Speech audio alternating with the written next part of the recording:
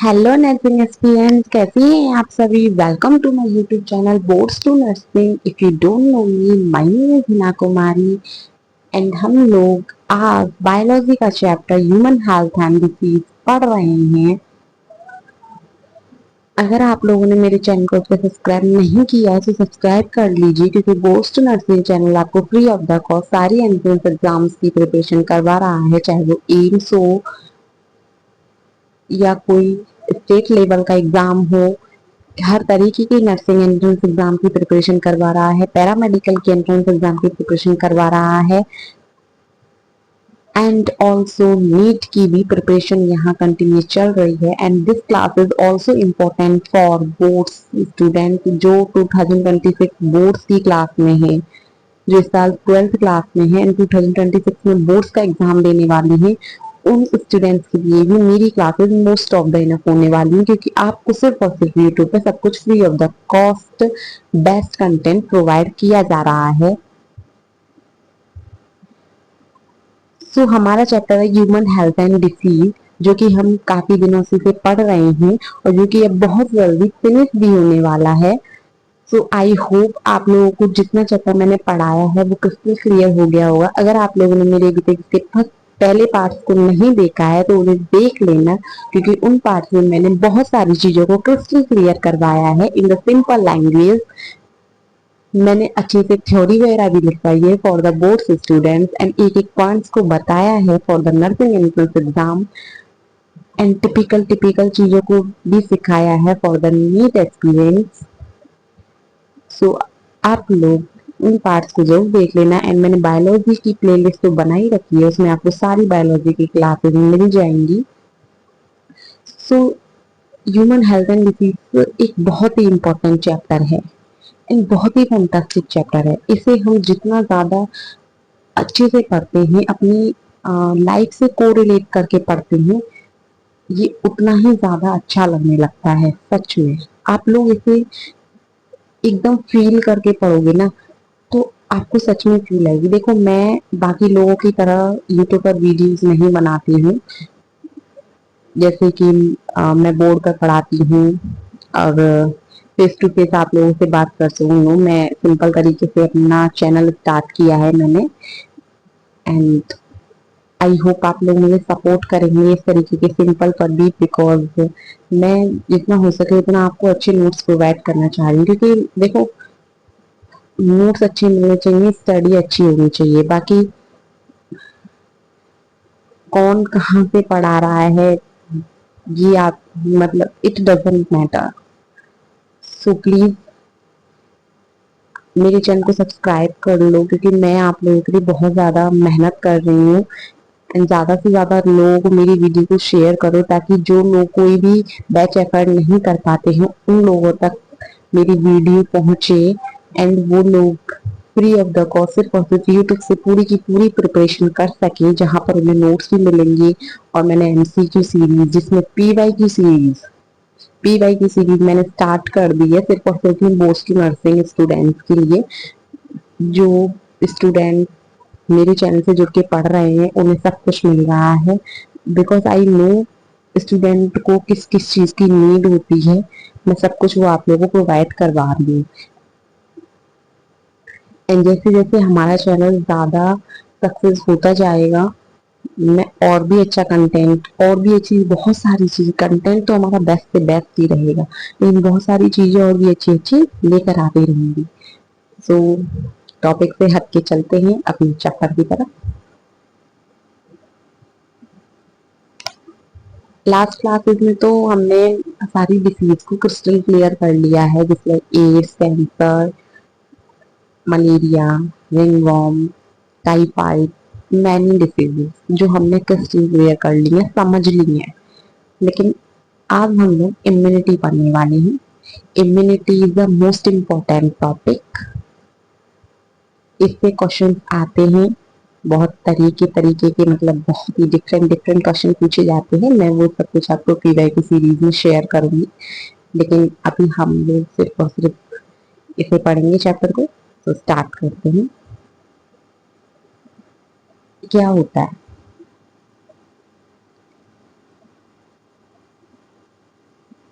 Immunity होता है protection against pathogen. देखो आप लोग नोटबुक में ये नोट्स बनाते जाओ, बिकॉज ये नोट्स बहुत ज्यादा इंपॉर्टेंट हैं, क्योंकि आप जब रिवाइज करते होंगे, आपका जो रिवीजन का टाइम टेबल होगा उस टाइम पे आप तभी रिवाइज कर सको। ओके, इम्यूनिटी क्या करता है, ये पैथोजन को किल करता है। ओके, जब पैथोजन को किल करता है तो बॉडी को प्रोटेक्ट करता है। ओके,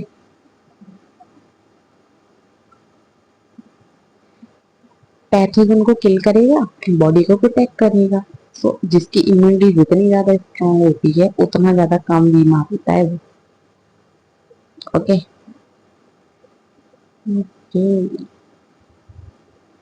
नेक्स्ट है, अगर हम इम्यूनिटी की स्टडी करते हैं तो उसे क्या कहते हैं, कैन यू गेस? क्या आपने ये चैप्टर पहले पढ़ रखा है? आप लोग मुझे कमेंट बॉक्स में बताना, आप लोगों ने ये चैप्टर पहले पढ़ रखा है? इम्यूनोलॉजी कहते हैं किसी स्टडी ऑफ इम्यूनिटी। अगर हम इम्यूनिटी की स्टडी करते हैं तो इसे इम्यूनोलॉजी कहते हैं। Okay, it is most important, ये तो सच में पूछा जाता है। सी नेट के एग्जाम में भी पूछा गया, इनसे में भी पूछा गया, काफी बार ये पूछा जाता है कि इम्यूनोलॉजी किसे कहते हैं, या तो आपसे पूछा जाएगा स्टडी ऑफ इम्यूनिटी किसे कहते हैं, इस तरीके से क्वेश्चन इससे आते हैं। ओके, तो so it is most important. हमारी बुक में बताया गया है एनसीईआरटी में, we are following the NCERT continuous. So NCERT में बताया गया है कि इम्यूनिटी टू टाइप्स की होती है। First is the innate immunity and second is the acquired immunity. Innate immunity, innate immunity का मतलब है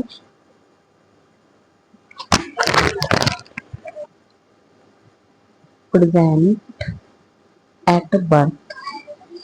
ये मैं इस तरीके से प्रेजेंट लिखती हूँ, सो प्लीज कंफ्यूज मत होना, ये मेरा शॉर्टकट है लिखने का। एंड एक्वायर्ड इम्यूनिटी जो होती है वो आफ्टर बर्थ मिलती है। ओके, अब इन दोनों के बारे में एक एक करके पढ़ने वाले हैं। ओके,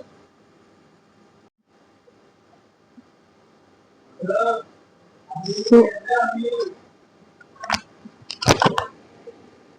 इनेट इम्यूनिटी जो होती है इसको हम लोग सबसे पहले पढ़ने वाले हैं। सो इनेट इम्यूनिटी जो होती है प्रेजेंट एट बर्थ रहती है, मैंने अभी भी बताया आप लोगों को, ये बर्थ से प्रेजेंट रहती है हमारी बॉडी के अंदर। इसको हम नॉन स्पेसिफिक इम्यूनिटी भी कहते हैं। इनेट इम्यूनिटी का दूसरा नाम है non specific immunity. And antibody not form, इसमें एंटीबॉडीज नहीं बनती हैं। ओके, इनेट इम्यूनिटी जो होती है इसमें एंटीबॉडीज नहीं बनती है, ये हमें पेरेंट्स से मिलती है, ऑब्टेन फ्रॉम पेरेंट्स। ओके, इसमें कुछ बैरियर्स होते हैं, सम प्रोवाइड्स इनेट इम्यूनिटी, इसमें से कुछ जो होते हैं वो हमें इनेट इम्यूनिटी प्रोवाइड करते हैं, जो बैरियर्स होते हैं ये हमारी एंटीजन्स जो होते हैं ना, पैथोजन एंटीजन जो डिसीज वाले पैथोजन होते हैं ना, उनकी एंट्री करने से प्रिवेंट करते हैं। Okay, just example your skin, आपकी स्किन में बहुत बड़ा मतलब बैरियर है, आपका इनेट इम्यूनिटी है, जैसे सेल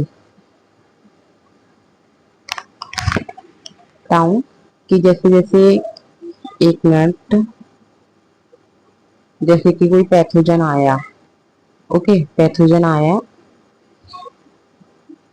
एंड ये आपकी स्किन के पास आएगा, this is your skin layer. आपको पता है आपकी स्किन में छोटे छोटे से पोर्स होते हैं, है ना, पोर्स होते हैं आपकी स्किन में, उसमें से पता है स्वेट, स्वेट ग्लैंड जो होती है वो स्वेट रिलीज करती हैं, उस स्वेट में पता है सॉल्ट होता है, वो आपकी बॉडी को प्रिवेंट करता है। और वो पोर्स के थ्रू ही जो छोटे छोटे पैथोजेंस होते हैं ना, ये पोर्स के थ्रू ही अंदर बॉडी में जाते हैं। इस जगह पर ये स्किन जो है, आप को प्रोटेक्ट करने का काम करती है। ये कहती है कि मेरे रहते हुए ना तो अंदर नहीं जा सकता, मैं इस बॉडी की अच्छे से मैं मतलब इसकी सोल्जर हूँ, जस्ट लाइक दिस। ये काम करती है आपकी बॉडी। मैं इस बॉडी की सोल्जर हूँ और मेरे रहते हुए तो अंदर नहीं जा सकता, ये तलवार लेके खड़ी हो जाती है। तो आपकी बॉडी की जो स्किन है वो आपकी बहुत हेल्प करती है। ओके, पढ़ते हैं हम लोग बैरियर्स के बारे में। There are 4 types of barrier. 4 types के बैरियर होते हैं। ओके, जिसमें सबसे पहला है फिजिकल बैरियर। फिजिकल बैरियर होते हैं जो कि फिजिकली आपको मतलब दिखाई दे उस तरीके के। ओके, तो उसमें आपका सबसे पहले स्किन, दूसरा म्यूकस एसोसिएट एपिथेलियम, जो म्यूकस के थ्रू करते हैं। ओके, उसमें आता है गैस्ट्रो इंटेस्टाइनल ट्रैक्ट। जो आपका इंटेस्टाइनल ट्रैक्ट होता है ना, उसमें भी बहुत सारे मतलब वो भी आपका बैरियर का ही वर्क करता है। नेक्स्ट है रेस्पिरेटरी ट्रैक्ट। रेस्पिरेटरी ट्रैक्ट जब आप सांस लेते हो ना, तो उसमें नोज के थ्रू पता है जो वायरस वगैरह होते हैं वो अंदर जाते हैं, तो वो भी आपका रेस्पिरेटरी ट्रैक्ट तो छोटे मोटे जर्म्स को तो यही खत्म कर देता है। एंड नेक्स्ट है यूरोजेनिटल ट्रैक्ट। यूरोजेनिटल ट्रैक्ट होता है आपका जेनाइटल पार्ट। जेनाइटल पार्ट में भी आपका बहुत ज्यादा ये भी मतलब आपका बैरियर का ही वर्क करता है कि फिजिकली बैरियर। तो ये एग्जांपल्स है, एग्जांपल्स पूछे जाते हैं इसलिए मैंने एग्जांपल्स पर ज्यादा फोकस किया है। ओके, फिर है आप लोगों का फिजियोलॉजिकल बैरियर। फिजियोलॉजिकल बैरियर किस तरीके का होता है, इसमें केमिकल रिलीज होता है some part of the glands. Glands मतलब बॉडी की जो कुछ ग्लैंड्स होती हैं जो केमिकल रिलीज करती हैं। लाइसोजाइम प्रेजेंट होता है टीयर, सलाइवा में, गैस्ट्रिक जूस में, स्वेट में। तो ये सारे आपके केमिकल्स होते हैं। तो जब केमिकल होते हैं, मैंने आपको बताया था ना स्वेट रिलीज होता है, तो स्वेट जो है वो फिजियोलॉजिकल बैरियर है। ओके, टीयर जो है आपके आंसू निकलते हैं ना, ये आंसू बहुत कीमती है, इतने वेस्ट मत किया, और खासकर लड़कियां। आई नो मैं भी लड़की हूँ, फिर भी ऐसे बोल रही हूँ, लेकिन सच तो सच है ना, लड़कियां ज्यादातर ऐसी होती हैं, कुछ मैं सबकी बात नहीं कर रही, जो बात बात पर रोने लग जाती है। सो प्लीज अपने आंसू में कीमत समझो, ये आपके फिजियोलॉजिकल बैरियर है। पता है कितने सारे वायरस को अंदर जाने से रोकते हैं। सो प्लीज,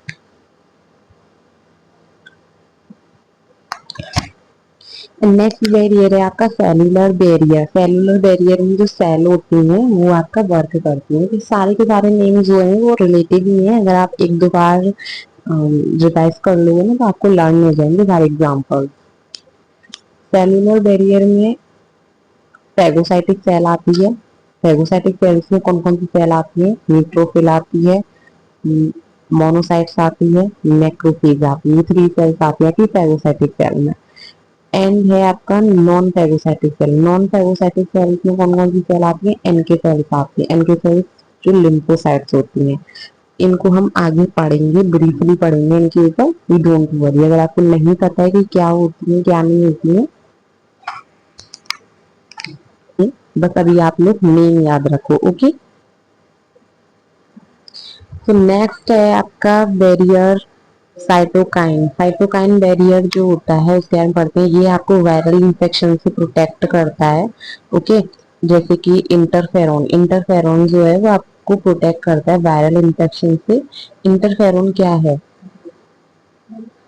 इंटरफेरोन एक प्रोटीन है, ओके, जो कि साइटोकाइन से रिलीज होती है। That's why this is known as cytokine barrier. Okay, आगे चलते हैं अपनी एक्वायर्ड इम्यूनिटी पर। ओके, एक्वायर्ड इम्यूनिटी जो होती है वो आपकी आफ्टर बर्थ होती है। मतलब जब आप पैदा हो जाते हो तो आप थोड़े थोड़े करके ग्रो होने लगते हो। जैसे आप पहले इतने से थे, एकदम नन्हे मुन्ने से, फिर आप धीरे धीरे करके और बड़े हो गए, फिर और बड़े हो गए, फिर और बड़े हो गए, आज तो आप बहुत ही ज्यादा बड़े हो गए होंगे, है ना। तो इस तरीके से जैसे जैसे आप ग्रो करते जाते हो, ये इम्यूनिटी आपकी जो डाइट होती है उसके अकॉर्डिंग आपके अंदर बनती है। तो इसलिए कहते हैं हेल्दी फूड खाना चाहिए, कि इससे हमारा शरीर अच्छा रहता है। शरीर ऐसे ही अच्छा नहीं रहता है कि सिर्फ हेल्दी फूड खा लिया तो अच्छा रहेगा, इसलिए अच्छा रहता है क्योंकि इम्यूनिटी बनती है आपकी इससे। ओके, आफ्टर बर्थ होती है स्पेसिफिक इम्यूनिटी होती है, वो क्या थी नॉन स्पेसिफिक इम्यूनिटी। दोनों चीजों को कोरिलेट करके पढ़ो, बेस्ट पढ़ोगे। ओके, जब तक कोरिलेट करना नहीं सीखोगे तब तक पढ़ नहीं पाओगे। अगर आप लोगों को समझ में आ रहा हो तो सीधा सीधा डिफरेंशिएशन हो गया दोनों का बोर्ड्स स्टूडेंट्स के लिए। ओके, नेक्स्ट है memory based immunity. Memory based immunity है सो बहुत गेज गेज क्या बोला था मैंने इनेट इम्यूनिटी में, वो क्या थी एंटीबॉडी फॉर्म नहीं करती थी, बट ये मेमोरी बेस है तो एंटीबॉडी फॉर्म करती है। प्ले इंपॉर्टेंट रोल लिम्फोसाइट्स, इसमें लिम्फोसाइट्स का इंपॉर्टेंट रोल होता है। तो आगे चलते हैं, तो सबसे मेन कैरेक्टर जो आप लोगों को पता होना चाहिए रिस्पॉन्स। व्हाट इज रिस्पॉन्स, ये रिस्पॉन्स किस तरीके से करती है। सो देखो रिस्पॉन्स इसमें टू तरीके का है, primary response and secondary response. Okay, primary response में क्या है, जस्ट लाइक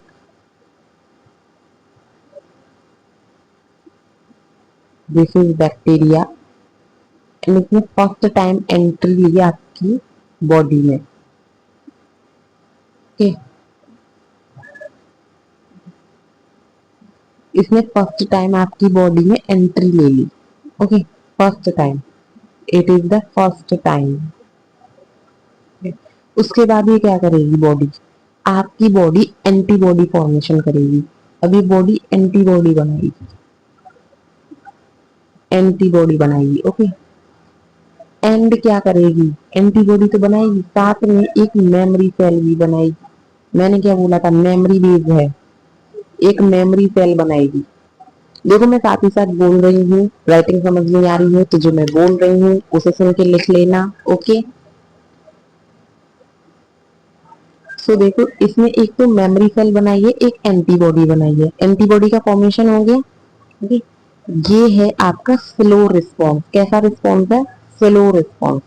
सो ये है slow response. Okay, slow response इसलिए क्योंकि फर्स्ट टाइम मतलब जब एंट्री होगी तो सबसे पहले तो बॉडी से रिकॉग्नाइज करेगी कि या मेरी ही बॉडी का सेल है या कोई और आ गया है ऐसे।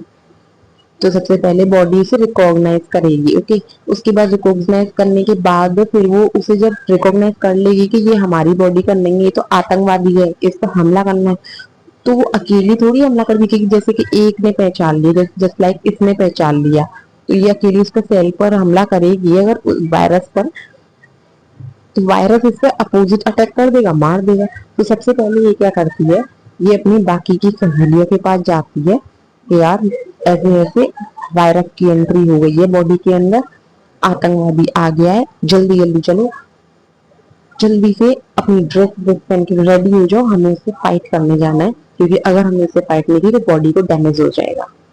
ओके, फिर सारी एंटीबॉडीज मिलकर के, अभी ये इतनी सी थी, सारी मिलकर के इतनी बड़ी हो गई। ओ माय गॉड, कितनी बड़ी हो गई, और वायरस था इतना बड़ा। अब बताना कौन किस पर भारी पड़ेगा, ये इसको इतनी जल्दी दबा देंगे ना, मार देंगे इसको। तो फिर क्या होता है कि ये इस एंटीबॉडी जो होती है ये फिर पहचान लेती है ना, तो उसके बाद फिर से मार देती है। उसके बाद पर इनके अंदर एक मेमोरी बन जाती है, जिससे तुम्हारे अंदर नहीं होता। जैसे कि आपकी लाइफ को इमेजिन करके देखो, एक बार रिकॉल करके देखो कि कभी आपसे एक गलती हुई हो, है ना, फिर आपने उस गलती को सुधारा हो, है ना, तो फिर नेक्स्ट टाइम आप उस मिस्टेक को करते हो, नहीं करते हो, क्योंकि आपको पता होता है ना कि अगर हम ये काम करेंगे तो हमसे फिर से वही मिस्टेक हो जाएगी, तो नहीं करते ना नेक्स्ट टाइम। दैट्स उसी तरीके से। एक और एग्जांपल देती हूँ, जैसे कि मान लो कि आप कहीं रास्ते में जा रहे हो, आपने किसी को देखा। ओके, आपने किसी को देख लिया, ओके देख लिया, आपको ऐसा लग रहा है कि ये मैंने कहीं देखा है, ये हमारी रिश्तेदारी का ही है या नहीं है। ओके, बाद में फिर आपने उसे कहीं और देखा तो आप उसे पहचान जाओगे ना कि यार ये उस टाइम मैंने वहां देखा था, उसी तरीके से आपकी सेल्स भी वर्क करती है। ये इसे अगर ये दोबारा बाद में एंट्री करता है तो ये इसे पहचान लेंगी, और फिर इन्हें जो इतना टाइम लग रहा है ना कि रिकॉग्नाइज करना है, फिर उस सारी मतलब अपनी फोर्स को रेडी करना है एंड अटैक करना है, एंड देन उसके बाद एंटीबॉडीज बनती, मतलब एंटीबॉडीज बनती है, उसके बाद अटैक होता है। तो ये सब कुछ इस मेमोरी सेल में रिकॉर्ड हो जाता है, तो फिर उन्हें इतना वर्क करने की नीड नहीं होती। सेकेंडरी रिस्पॉन्स यही होता है, जैसे कि मान लो मैंने जो बताया सेम पैथोजन आएगा, जो पैथोजन वहां आया था यही पैथोजन जैसे कि मान लो दोबारा आ गया। अब दोबारा आ गया तो एंटीजन का इन्फेक्शन क्या होगा? नहीं होगा। एंटीजन का इन्फेक्शन नहीं होगा क्योंकि जो मेमोरी सेल है ना, मेमोरी सेल वो फास्ट रिस्पॉन्स करेगी एंड एंटीबॉडी प्रोड्यूस कर देगी, फास्ट रिस्पॉन्स करेगी एंड एंटीबॉडी बन गई। वाह, इतनी जल्दी! सेकेंडरी फास्ट रिस्पॉन्स है। सो देखो, जो प्राइमरी रिस्पॉन्स था वो स्लो रिस्पॉन्स है, ओके, एंड जो सेकेंडरी रिस्पॉन्स है वो फास्ट रिस्पॉन्स है। इसमें क्या होता है, एंटीबॉडी फॉर्मेशन होती है, इसमें फास्टली फॉर्मेशन होती है। क्यों? क्योंकि इसमें मेमोरी सेल के थ्रू हो जाती है। Okay, crystal clear? समझ में आ गए रिस्पॉन्स? एक्वायर्ड इम्यूनिटी यहाँ तक समझ में आ गई? रिस्पॉन्स समझ में आ गया कि हमारी बॉडी रिस्पॉन्स किस तरीके से देती है, primary response, secondary response. I hope it is clear to you. मैंने बहुत अच्छे से समझाने की आपको कोशिश की है। आगे चलते हैं। इम्यूनिटी टू टाइप्स की होती है, ओके। इनेट इम्यूनिटी जो थी वो वही थी जो थी खुद में, बस सिंगल थी, कुछ नहीं था उसका, पूरी खुली किताब थी जिसको हमने आराम से पढ़ लिया है एंड अपने माइंड में सेट कर लिया। लेकिन acquired immunity is not single, there is two types of acquired immunity.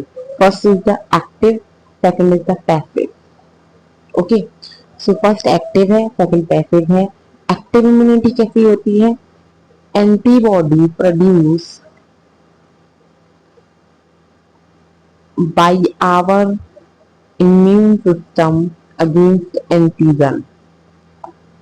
जो हमारी बॉडी होती है, जो हमारा खुद का इम्यून सिस्टम होता है, उसके द्वारा जो एंटीबॉडी प्रोड्यूस होती है वो हमारी एक्टिव होती है। एंड पैसिव कैसी होती है?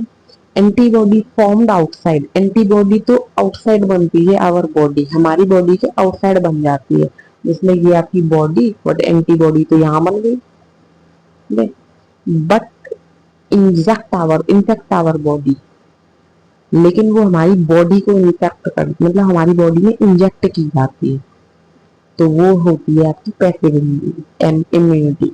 अब इन दोनों के फर्दर टू टाइप्स होते हैं, तो वो मैं आपको नेक्स्ट पेज पे बताती हूँ। ओके,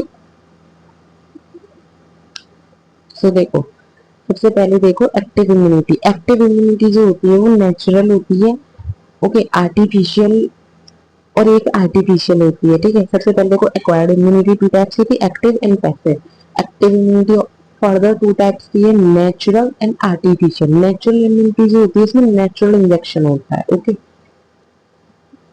लेकिन आर्टिफिशियल जो होती है वो वैक्सीन होती है, वैक्सीन जैसे कि आर्टिफिशियल जो आपको पता है इम्यूनिटी हमें आर्टिफिशियली दी जाती है, बचपन में वैक्सीन वगैरह लगती है ना, बीसीजी का टीका, ओपीवी का टीका, उस तरीके की जो होती है वो आर्टिफिशियल एक्टिव इम्यूनिटी होती है। It is very very most important.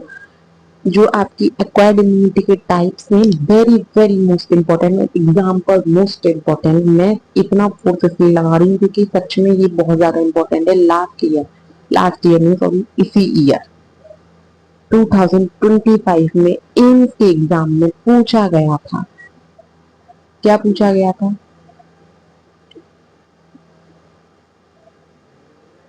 Immunity के ऊपर क्वेश्चन पूछा गया था, एक्वायर्ड इम्यूनिटी के ऊपर, एग्जाम्पल्स के ऊपर, सच में।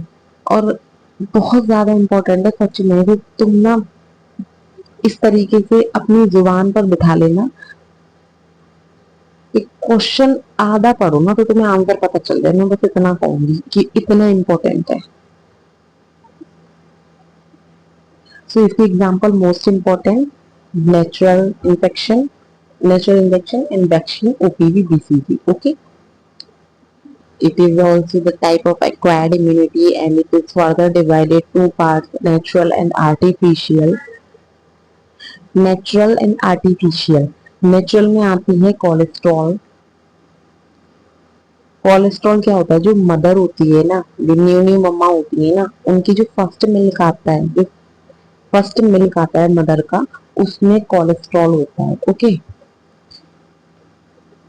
आईजीए न्यू बॉर्न बेबी में होता है। ओके, जो कि कोलेस्ट्रॉल के थ्रू, मतलब फर्स्ट मिल्क जो होता है उसमें आईजीए एंटीबॉडी प्रिवेंट होती है, जो कि न्यूबॉर्न बेबी में मदर के थ्रू पहुंचती है। ओके। एंड प्लेसेंटा को क्रॉस करने वाली एंटीबॉडी कौन सी होती है, IgG. This is very important. इस तरीके से भी पूछा जाता है कि प्लेसेंटा को क्रॉस करने वाली कौन सी एंटीबॉडी होती है, और ये भी पूछ लिया जाता है कि नेचुरल मतलब आईजीजी कौन सी एंटीबॉडी है, सॉरी कौन सी इम्यूनिटी है। तो ये natural passive immunity. Okay. Next है आर्टिफिशियल। आर्टिफिशियल में एग्जांपल है एंटी वेनम। एंटी वेनम जो होता है ना, ये अगेंस्ट स्नेक बाइट लिया जाता है। मतलब जब आपको कभी भी स्नेक बाइट कर दे ना, सबसे पहले एंटी वेनम लेना। आर्टिफिशियल पैसिव इम्यूनिटी है। Okay. ATS anti tetanus serum. ये भी जब जैसे कि एंटी टिटेनस टिटेनस किसी को हो जाता है तो इसके अगेंस्ट में ये इंजेक्शन काम करता है। ये भी artificial passive immunity. I hope आपको एक्वायर्ड इम्यूनिटी क्रिस्टल क्लियर हो गई होगी, एंड इनेट इम्यूनिटी बहुत अच्छे से, काफी सिंपल लैंग्वेज में मैंने आपको समझाने की कोशिश की है। सो ये कंप्लीट हो चुकी है पैसिव इम्यूनिटी। ओके, इसकी एग्जांपल्स मोस्ट इंपॉर्टेंट है। तो नेक्स्ट टॉपिक है हमारा लिम्फोसाइट्स। मैंने आपको क्या बताया था, एक्वायर्ड इम्यूनिटी में प्ले इंपॉर्टेंट रोल क्या करता है लिम्फोसाइट्स। अब हम लोग पढ़ने वाले हैं lymphocyte. Okay. Lymphocytes two type के होते हैं, T lymphocyte and B lymphocyte. हम दोनों के बारे में एक एक करके पढ़ते हैं।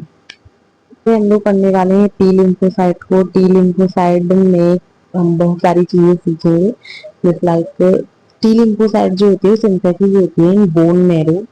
मतलब जो इसका सिंथेसाइज जो होता है ना, वो बोन मेरो में होता है। आपकी जो बोन मेरो होती है वहां पर टी लिम्फोसाइट का सिंथेसिस होता है।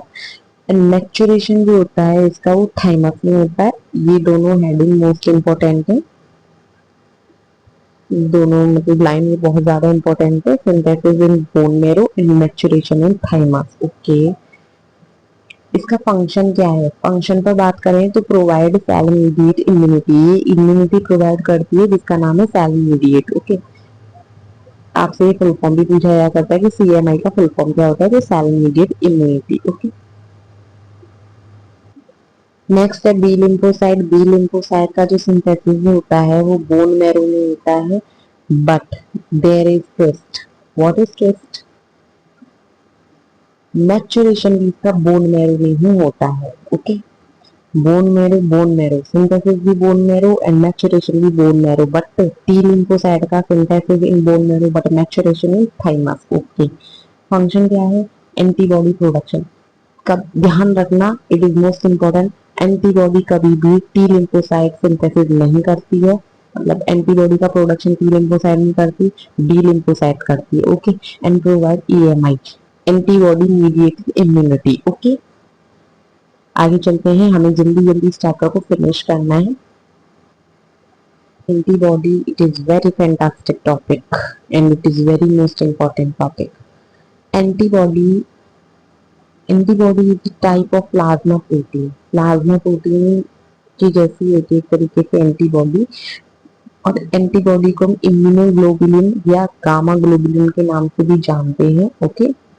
इसका जो फॉर्मेशन होता है मैंने आपको अभी भी बताया था, बी लिम्फोसाइट में होता है, एंड ये हमें इम्यूनिटी प्रोवाइड करती है, इन पैथोजेंस को किल करती है। मोस्ट इंपॉर्टेंट इसका सिंबल होता है आईजीजी, सॉरी आईजी, आईजी इसका सिंबल होता है। ओके। एंटीबॉडी, एंटीबॉडी में मतलब एंटीबॉडी के टाइप कितने हैं? 5 types of antibody. First is the IgG, second is the IgA, third is the IgM, and fourth is the IgE, and fifth is the IgD. इसको आप trick से याद रख सकते हो. देखो GAME क्या हो गया? Game D. गेम डी के नाम से आप इसे याद रख सकते हो. अब मैं एक एक करके पढ़ाती हूँ आपको जो इम्पोर्टेंट है उनको. सो एंटीबॉडी में सबसे पहले पढ़ने वाले हैं IgG. IgG मैंने आपको बताया है कि प्लेसेंटा को क्रॉस करती है एंड सबसे मोस्ट 80% मतलब हाईएस्ट अमाउंट में ये एंटीबॉडी पाई जाती है. ओके, सबसे ज्यादा जो अमाउंट में पाई जाती है वो IgG पाई जाती है. सेकंड है IgA. IgA जो होती है वो कोलेस्ट्रॉल में प्रेजेंट होती है एंड ट्रांसफर होता है इसका इनटू बेबी में. मतलब मदर से ये बेबी में आती है मिल्क के थ्रू. ओके, जो मैंने भी आपको पढ़ाया था इसके बारे में. Antibody IgE. अब आपने सोचा मैंने IgM क्यों नहीं पढ़ाई. देखो मैं IgD भी नहीं पढ़ाने वाली हूँ. क्या फायदा? जो चीज पूछी नहीं जाती उसे हम पढ़ेंगे ही नहीं. Don't waste your time on the important topics को पढ़ो एंड रिवीजन करो. Revision is most important. Okay, किसी चीज की जो कुंजी है ना, आपकी जो सक्सेस की कुंजी है वो रिवीजन है. तो सिलेबस कैसे कंप्लीट होगा, कब कंप्लीट होगा, क्या पढ़ाया जा रहा है, इट डजंट मैटर. जो मैं पढ़ा रही हूँ उस चीज का रिवीजन करते जाओगा. सो बस मतलब नेक्स्ट है IgE. IgE जो होती है वो फॉर्म ड्यूरिंग एलर्जी. जब आपको कोई एलर्जी हो जाती है ना, पोलन ग्रेन में ऐसे किसी भी चीज से एलर्जी हो जाती है तो IgE एक्टिव हो जाती है. Mast cell and basophils active हो जाती है तब आपकी ये एंटीबॉडी रिलीज होती है IgE. ओके, इसमें इतना इम्पोर्टेंट है.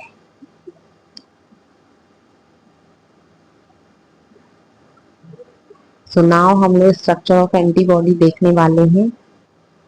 देखो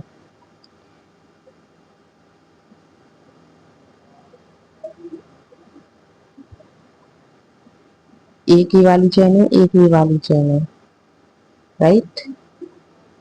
इसमें ये वाली जो चेन है ना, ये वाली लॉन्ग वाली, दिस एंड दिस, दोनों ये है हैवी चेन. हैवी चेन है दो. दो है. इसमें 440 अमीनो एसिड्स होते हैं इन ईच. मतलब एक में 440 अमीनो एसिड्स है. Okay okay. And this is the light chain जो छोटी छोटी वाली है. ये लिखा हुआ देखो लाइट चेन. इसमें 220 अमीनो एसिड्स होते हैं. 220 अमीनो एसिड्स ईच में. मतलब एक में 220, एक में 220 अमीनो एसिड्स. ओके. एंड ये जो बॉन्ड दे रखे हैं बीच बीच में ये डाइसल्फाइड बॉन्ड्स है. Disulphide bonds. Okay. Hinge. ये जो पार्ट है जहां से वाई से स्टार्ट होता है इसको हिंजे बोलते हैं. हिंजे. ये एक सॉफ्ट पार्ट होता है यहीं से वाई का शेप इसे आता है. देखो इस तरीके से. ओके. सो ये आपका structure of antibody clear. Okay. Allergy. Allergy क्या होता है? मैं विश करूंगी कि आप में से किसी को भी किसी भी चीज से एलर्जी ना हो.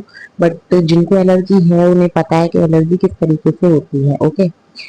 एलर्जी एक ऐसा फैक्टर है जो किसी डस्ट से भी हो सकता है, पोलन ग्रीन से भी हो सकता है, ऑयल से भी हो सकता है, वेजिटेबल से भी हो सकता है, एक्सेट्रा एक्सेट्रा. आपको जिस किसी फ्रूट से एलर्जी हो या फिर किसी से एलर्जी, किसी की स्मेल से एलर्जी हो, मैनी ऑफ द थिंग्स जिन चीजों से आपको एलर्जी हो सकती है. ओके.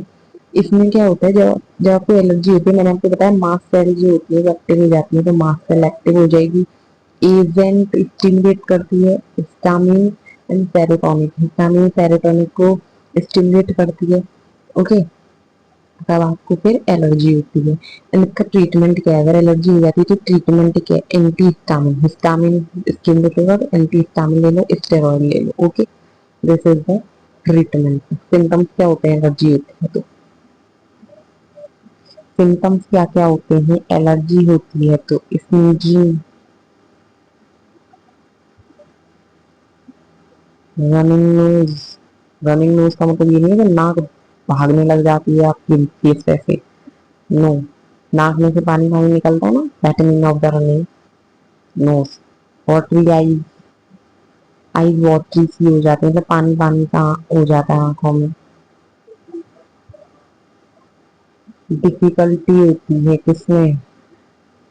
इन ब्रीथ, ब्रीथ लेने में डिफिकल्टी होती है। तो these are the symptoms of allergy. Okay, ठीक है हमारा auto immune disease. Auto immune disease ही लास्ट टॉपिक है, फिर इसके बाद हम लोग क्लास को यहीं खत्म कर देंगे। बाकी के टॉपिक्स मैं कल करवाऊंगी।